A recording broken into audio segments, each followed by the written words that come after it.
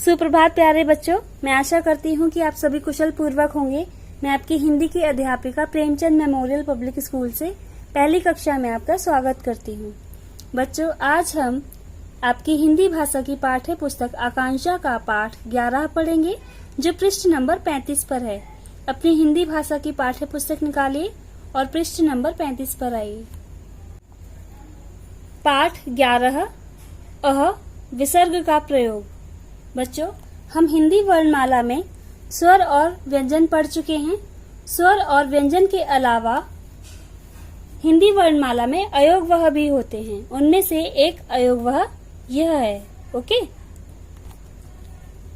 अ के पीछे ये जो दो बिंदियां लगी होती हैं, इनको विसर्ग कहते हैं। क्या कहते हैं? विसर्ग।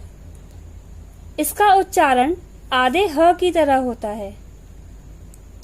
इस पाठ में हम विसर्ग का प्रयोग समझेंगे और इसका उच्चारण जानेंगे। अक्षर और विसर्ग को मिलाकर पढ़िए। न जमा म जमा विसर्ग बराबर नमः। प्र जमा आ जमा त जमा विसर्ग बराबर प्रातः। बच्चों, शब्दों के पीछे लगने वाली इन दो बिंदियों को हम विसर्ग कहते हैं। इसका उच्चारण आधे ह की तरह होता है। जब ह के पैर में हलंत लगता है तो ह आधा हो जाता है। जब हम इसका उच्चारण करते हैं तो इसका उच्चारण होता है नमः, प्रातः। बच्चों, विसर्ग का प्रयोग संस्कृत भाषा में किया जाता है। संस्कृत भाषा से मूल रूप में जो शब्द हिंदी भाषा में लिखे जाते हैं, उन्हें हम विसर्ग के साथ पढ़ते हैं, जैसे नमः, प्रातः। अब हम विसर्ग से बने कुछ और शब्द पढ़ेंगे। इन शब्दों को बोल बोल कर पढ़िए। छह, अतः, पुनः,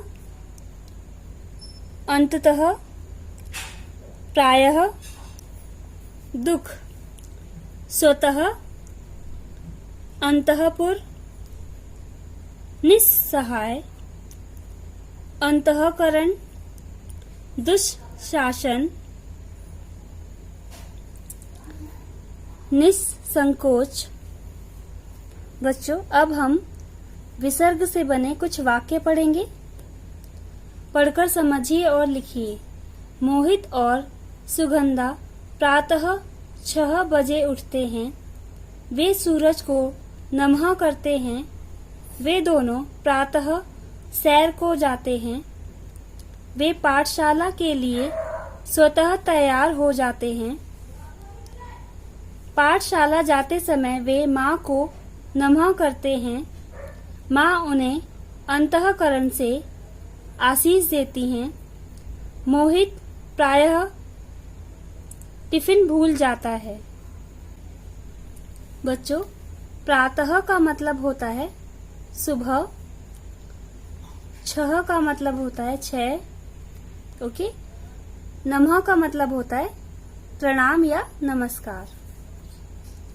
स्वतः का अर्थ होता है अपने आप। वे पाठशाला के लिए अपने आप तैयार हो जाते हैं। प्रायः का अर्थ होता है अक्सर। मोहित अपना टिफिन अक्सर भूल जाता है। अंतःकरण का अर्थ होता है माँ अपनी अंतरात्मा से उसे आशीर्वाद देती हैं, अपने मन से उसे आशीर्वाद देती हैं। बच्चों, आपका यह पाठ समाप्त हुआ। मैं आशा करती हूँ कि आप विसर्ग का उच्चारण और उसका प्रयोग दोनों ही अच्छी तरह से समझ चुके हैं। अब हम पृष्ठ नंबर 36 पर अभ्यास माला देखेंगे। पृष्ठ नंबर 36 पर आइए। आओ अभ्यास करें। प्रश्न क, विसर्ग लगाकर शब्द लिखिए। आपको यहाँ इन शब्दों में विसर्ग लगाकर इन्हें दोबारा लिखना है। ओके, जैसे आपको यहाँ एक उदाहरण दिखाया गया है। प्रात, प्रात में हमने विसर्ग लगाया तो ये क्या बना? प्रातः। इसी तरह हम एक और उदाहरण देखेंगे।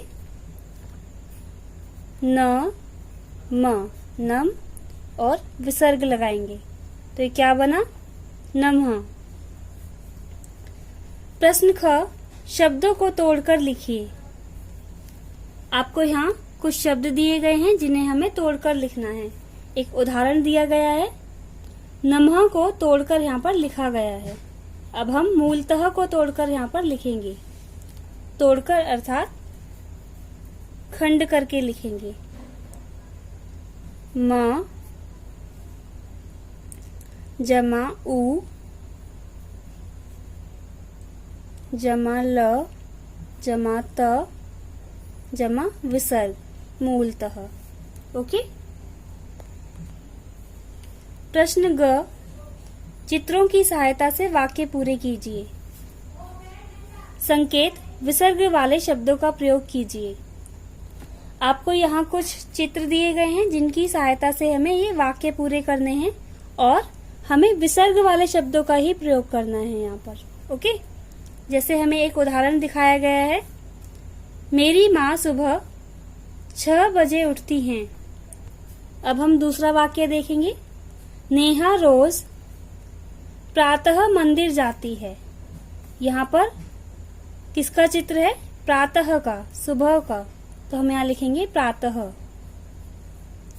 ओके